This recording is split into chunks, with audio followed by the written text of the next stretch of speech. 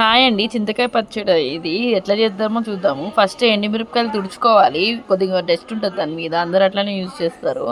తుడిచేసుకున్నాక pan మీద పెట్టేసుకొని 2 రెప్పలు కరివేపాకు, ధనియాలు, ఇంకా జీలకర్ర, ఇంకా కొన్ని సాయి మినపప్పు కూడా కొన్ని వేయాలి. అన్నీ యాడ్ చేసేసుకున్నాక ఆయిల్ కూడా వేసుకొని మంచిగా ఫ్రై చేసుకోవాలి. ఆ ఫ్రై చేసుకున్నప్పుడు కలర్ కూడా బాగా చేంజ్ అవ్వాలి. మిరపకాయలు కలర్ చేంజ్ అవ్వాలి. మంచి స్మెల్ వస్తుందండి అది ఫ్రై చేసేటప్పుడు.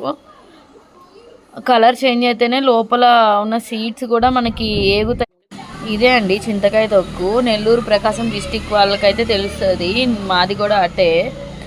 ఎన్ని సంవత్సరాలైనా కూడా అట్లానే ఉంటుంది. ఈ పచ్చడిలో కొంచెం అంటే కొంచెం చింతపండు కూడా తీసుకోవాలి. వాటర్లో వేసి పెట్టుకున్నాం కొంచెం. ఫస్ట్ పల్లీలు వేయించి కొన్ని తీసుకొని మేము కొంచెమే పచ్చడి చేస్తున్నాము. ఆ రోల్ గురించి చెప్పాలి. నేను మెయిన్ ఆ రోల్ ఎప్పుడో మా అత్త వాళ్ళ మ్యారేజ్ అయిన స్టార్టింగ్లో కొన్నారనమాట. 8 రూపీస్కి ఆ రోలు. అదే ఇంకా ఇప్పటికీ యూజ్ చేస్తున్నాము. చాలా అంటే చాలా బాగా టేస్టీగా వస్తాయి అసలు ఆ రోట్లో పచ్చళ్ళు అన్నీ ఏం చేసినా కూడా. ఆ పల్లీలు అయిపోయాక ఎండుమిరపకాయలు దంచేసుకోవాలి బాగా మెత్తగా. సాల్ట్ కూడా అప్పుడే వేసుకోవాలి ఫస్ట్ పల్లీలతో పాటు.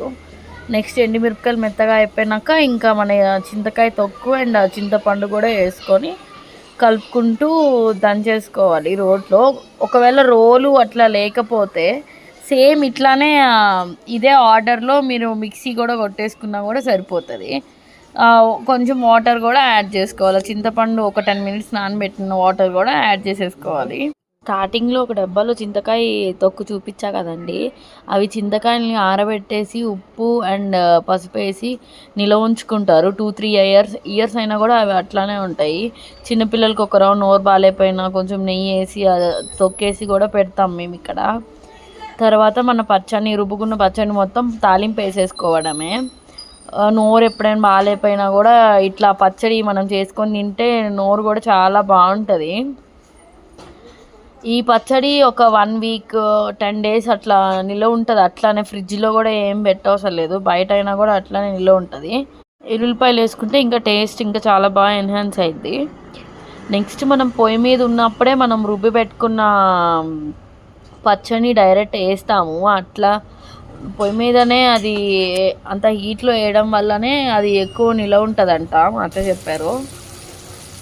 అట్లా పొయ్యి మీద తాలింపులోనే వేసేయాలన్నమాట. చాలామంది తాలింపు కిందకి దించి చల్లారాక అప్పుడు చట్నీలో యాడ్ చేసినట్టు యాడ్ చేస్తారు. అట్లా చేయకుండా పొయ్యి మీదనే వేస్తే చాలా రోజులు నిల్వ ఉంటుంది పచ్చడి. లాస్ట్లో మేము ఇంకా అయిపోయినాక ఆ రోట్లోనే కొద్దిగా పచ్చడి నెయ్యి వేసుకొని అందరం ఇంట్లో ఉన్న వాళ్ళందరికీ మా అత్త తల ఒక ముద్ద కలిపి పెట్టారు. అసలు చికెన్ మటన్ కూడా ఏవి పనికిరావు ఈ పచ్చళ్ళ ముందు. చాలా టేస్టీగా పుల్లగా కారంగా అట్లా ఉంటాయి. మేము 10 పచ్చిమిర్చి తీసుకున్నాము. ఒక్క చిన్న బౌల్ ఆఫ్ చింతకాయ తొక్కు యూజ్ చేసాము అంతే. పుల్లగా కారంగా భలే వచ్చింది. ట్రై చేయండి. Thank you for watching. Bye. Have a nice day.